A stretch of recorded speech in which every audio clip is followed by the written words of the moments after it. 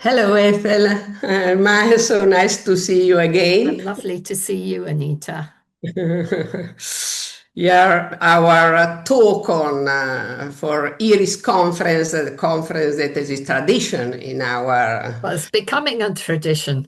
yes, really. In our risky medical culture, now we have restricted the concept of promoting physiology to perfectly healthy women and healthy children. What about what we to call risk women or children? Can we optimize physiology in women with, for example, previous section, obese women, elder women, women with hypertension disorders? What do you think about that? Well, you could argue the really healthy woman, if she's feeling confident, if she's feeling comfortable with her body, um, is going to do it with or without us. So it's physiological unless we intervene with her. And so it's deciding really what is deemed these days increasingly to be healthy, because it appears to be a shrinking proportion of childbearing women, according to this, as you say, risk anxiety everywhere. That's fear and anxiety that's permeating many societies in many countries. So I personally think, even a mother who is madly preeclamptic, has a cardiac anomaly, is an insulin-dependent diabetic, is in a larger body, as we call them. Um, don't they need the skills to optimize their physiological processes even more than the healthy mother? Because they are still having a physiological experience. I remember caring for a woman um, who had a stroke when she was 32 weeks pregnant. And she continued with the pregnancy. They continued. This was some years ago. I was her midwife during her labor and birth, and I was very moved and privileged to attend that, to care for this woman. In her context, she was hemiplegic, and we were 38 weeks pregnant. Baby had grown beautifully, and however, mental brain function was absolutely fine. And I watched that woman's body physiologically labor and birth her baby. So my message is, I think the women of, shall we call them mixed risk, they have a risk factor or two, maybe, in this pregnancy. They require the midwifery skills even more than the healthy woman it's going to happen with or without us there. In your opinion, what are the facilitators or opposite side the barriers to enabling midwife to optimize physiology in this for all Yeah, women?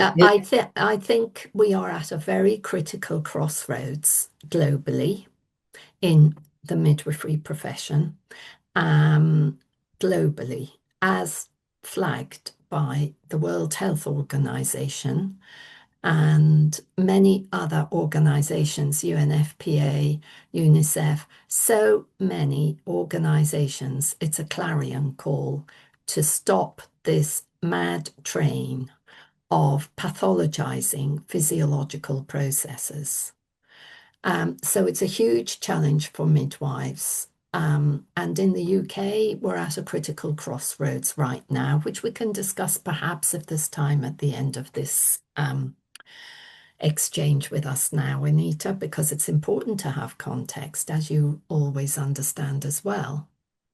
I mean, the bottom line is we have a situation in the UK, for example, where a huge inhibitor, the fact is a mother in England, so not all the countries, I'm talking about England at this moment.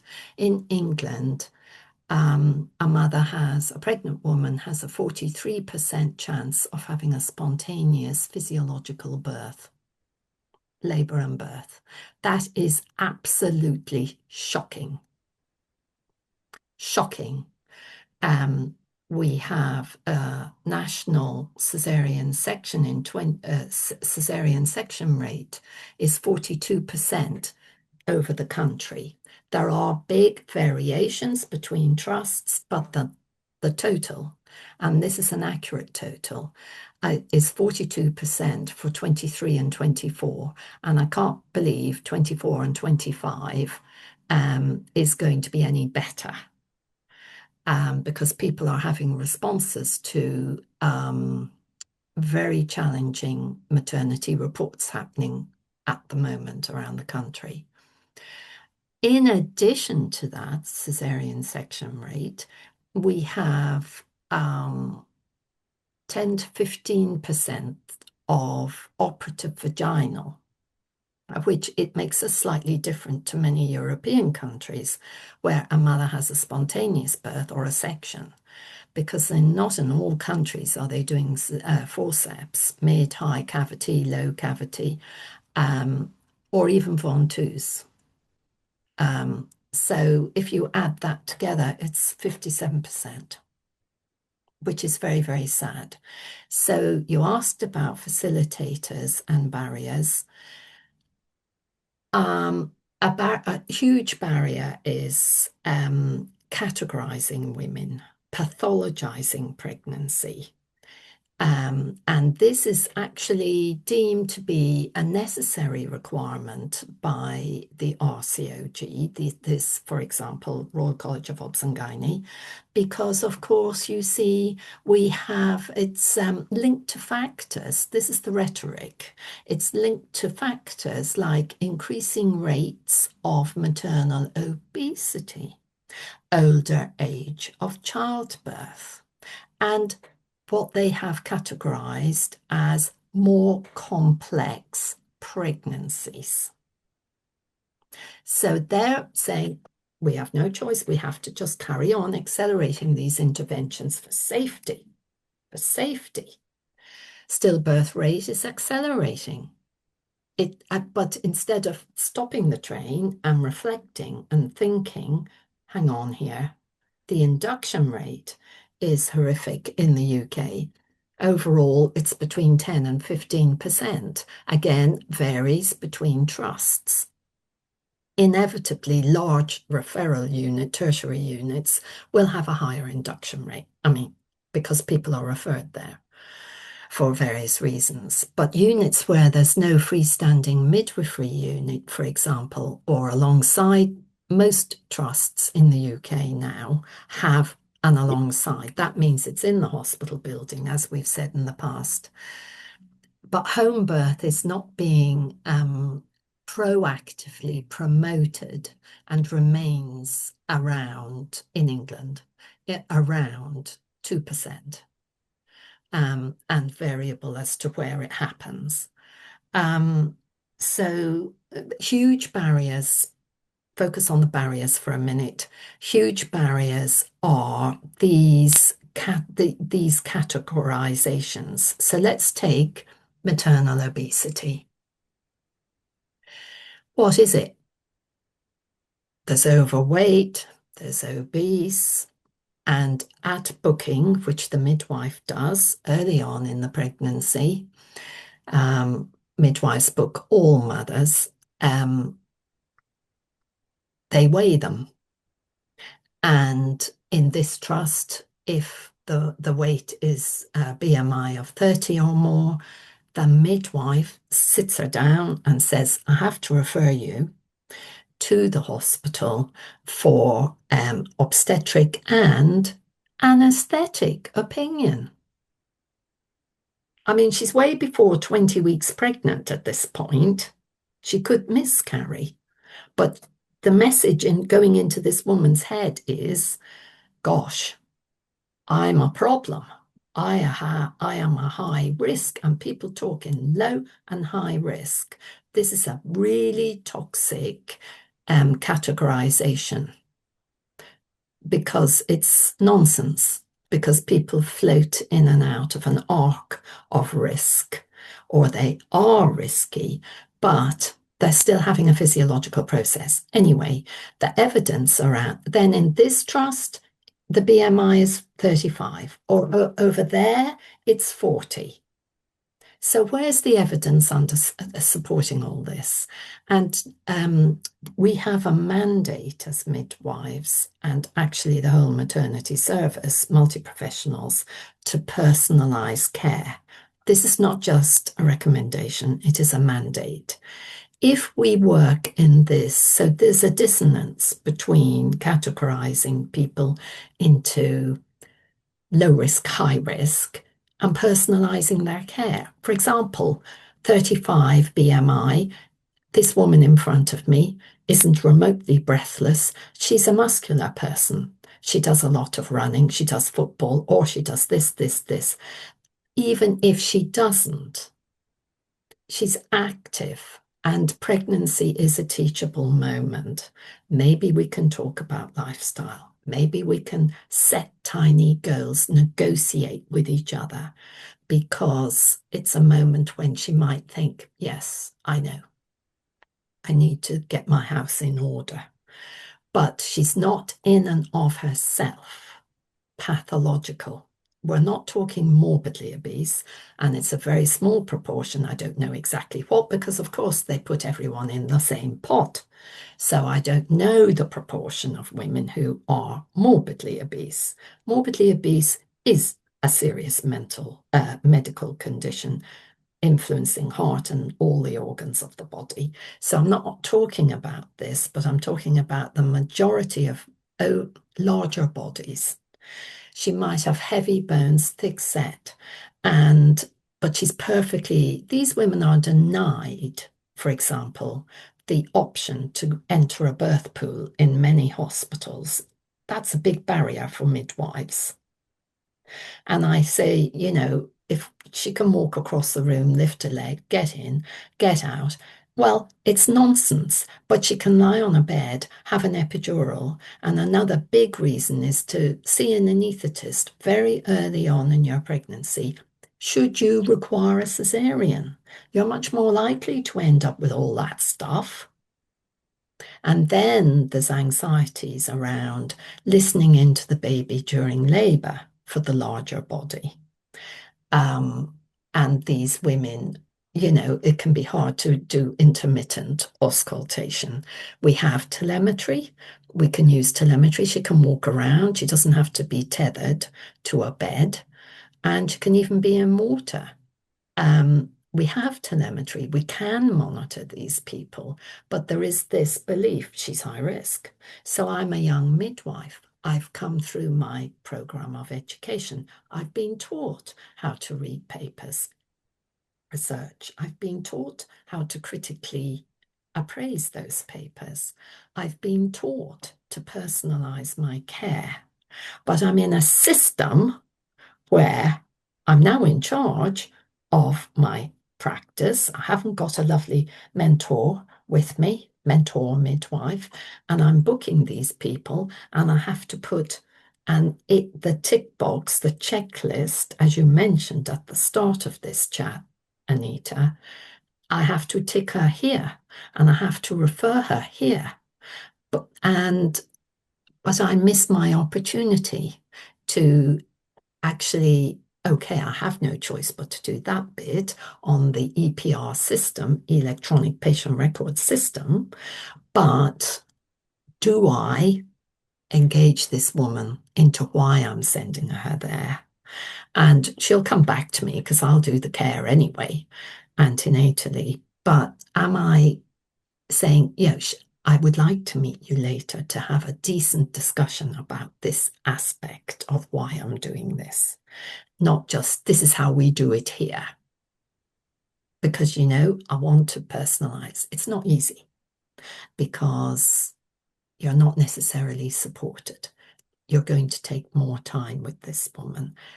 colleagues can get a bit frustrated with you doing that. So the larger body is another, it's pathologized. Moving on to older age, we know it's now heading towards 32 for a first baby in the UK. But years ago, and I think I shared this with you before, Anita, you and I chatting, I learned very well from a very good obstetrician who said, Ethel, it's their biological age that's really relevant here, because you can be chronologically young, but your biological age is older. Whereas, a lot of women now, the women in their 30s, it's like the new 20s. They're taking care of themselves. They've reached a point in their life where they've made their decision about having a baby. I'm encountering on my Zumba for Bump group every week, for example, I'm meeting women who have no partner, and they're not upset with that. They have chosen to have their baby because they want to be a mother. And they can be 36, 38, 41, but they're usually, not always, of course, but they're often very okay age-wise, body-wise, psychologically wise. They've made this measured decision and to have a baby, and they feel ready for that. So why are they pathologized? The body can still do it. I might be one of these people who have had 3 or 4 babies, and I'm now in a new relationship. It's 12 years since the last. And why am I seen as something high risk? So there's the age element that's a barrier for care, optimizing physiology. There's zapped into another silo. And then there's this term, more complex. So, previous cesarean section, for example, maybe first baby was a breech presentation. So I think, she's obviously in a risk category, and no one would deny she's got a risk factor, because we know a cesarean section is major surgery. Oh, no one's going to deny she has a risk factor, but she's still having a physiological pregnancy.